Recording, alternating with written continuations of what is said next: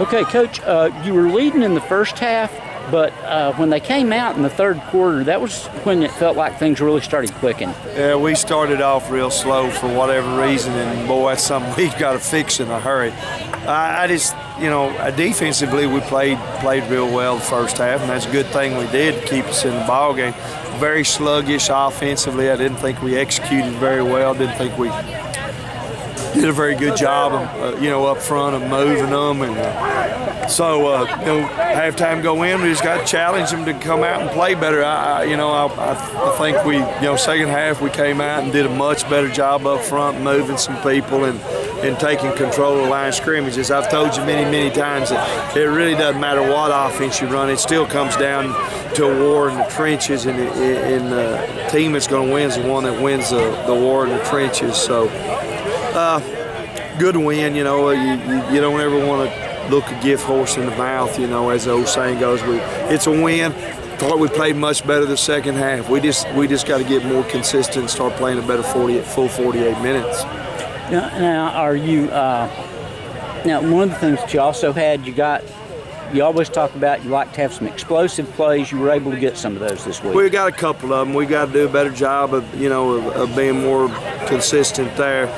Throwing wise, I thought we were a little inconsistent, a little late with the ball early in the first half, but second half came back and did some things a little better. We're going to have to get a little more consistent there, too. I think that's the theme for us right now. We just got to become more consistent on offense and execute a little better. Like I said, I thought the defense played pretty good for the whole night. Okay, now, first quarter you stopped them, and then you turned it over on the muff punt.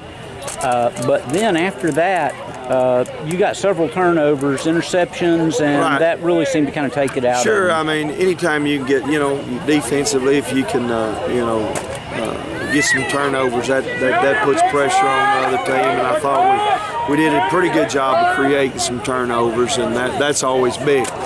Again, I think we just got to get more consistent, and we've got to play full 48 minutes. Okay. Now you also got a few sacks this week. Right, that was good. Anytime you get, we always preach that all quarterbacks look the same when they're on their back. I don't care how good they are. You get some pressure on the quarterback. That sure does make things better for your secondary. A lot easier to cover them when you're sacking them. And aside from the sacks, you also got some hurries, which right. was what led to some of the interceptions and some of the tip passes. Right. That's always big. Pressure. If you can't get to the sack, you want to make sure you push the pocket up and get some pressure. And we did a pretty good job of that. Late in the game, we kind of lost some pass rush alleys, and you don't want to do that. But overall, I thought we performed pretty well there. Okay, next week. San Saba Armadillos got to go all the way to San Saba. I didn't hear I knew they were behind Goldthwaite. They're very talented, much improved team. The little bit I've seen, I haven't been able to look at them a whole lot. They got a very, very athletic quarterback, big, tall kid that can throw the ball. We're going to have a big challenge with him. He's very athletic. He's a dual threat quarterback, and they're playing much, much better. So it's going to be a challenge. We got to make sure we play 48 minutes. We got to go on the road all the way to San Saba. Okay, now is there it seems like every quarterback in this district is pretty fast and pretty right. talented. Well, it's just one of those, we do have some very, very talented quarterbacks this year. And this old kid, he didn't play against us last year. He was a freshman last year. He's just a sophomore.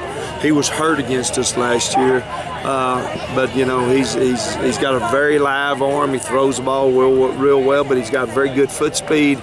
So like I said, he's a dual threat quarterback. So we're really, really going to have to do a good job and get ready for him. Okay, and you got something coming up in a couple of weeks. Right, it's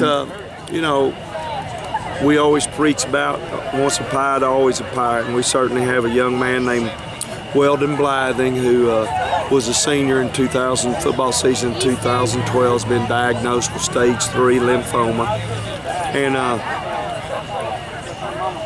I know Weldon real well. He's gonna fight like a Crawford pirate. He's always, he told me, he said, "Yeah, I'm gonna whip this." But we're gonna do several things. But the first thing we're gonna do is our last home game. We're gonna have some buckets out there and try to raise some money for him to offset some of his costs. For he's going to be undergoing some pretty extensive chemotherapy. And, I certainly would like for all the Pirate Nation to keep Weldon in your prayers, and please open your hearts and your billfolds, and last home game, I'd like to see us really help them out. Okay, and appreciate it, Coach. Thank you very much.